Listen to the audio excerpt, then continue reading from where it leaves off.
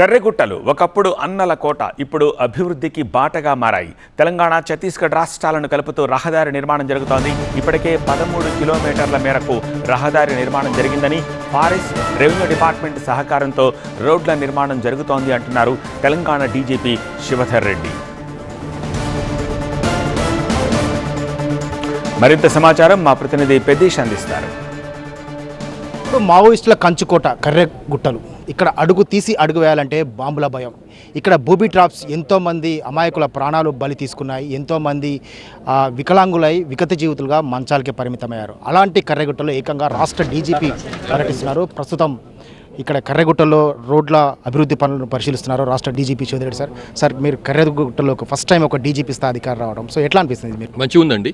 ఒక 1 year కింద ఇక్కడ వచ్చే పరిస్థితి లేకుండే ప్రాంతం, అంటే రావచ్చు కానీ రోడ్ నెట్వర్క్ లేకుండే. తర్వాత ఇక్కడ ఏమైనా హెలికాప్టర్లో వచ్చినా కానీ దిగే పరిస్థితి లేకుంటుండే. ఎందుకంటే అన్ని కూడా చిన్న చిన్న తక్కువ గ్రామాలు ఉన్నాయి. తక్కువ ఉన్న గ్రామాల్లో కూడా గుడెల్లాగా ఉన్నాయి కాబట్టి 4 ఇండ్లు 5 ఇండ్లు అక్కడ మనం సరిగ్గా రావడానికి వీలు లేకుంటుండే.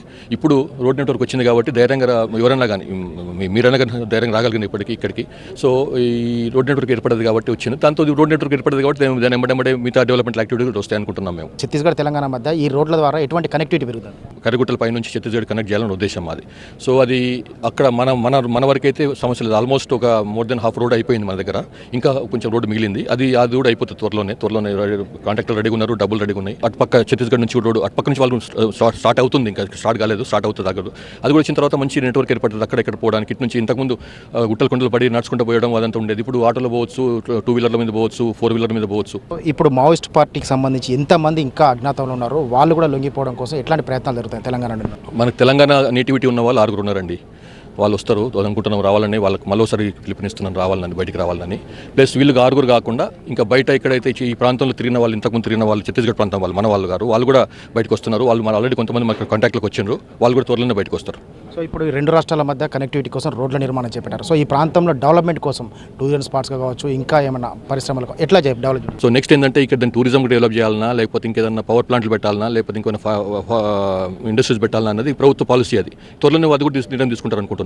సో ఇప్పుడు మొత్తం ఎన్ని కిలోమీటర్లు నడితే రోడ్డు సార్? ఇప్పుడు సుమారు 13 కిలోమీటర్లు అయిపోయింది.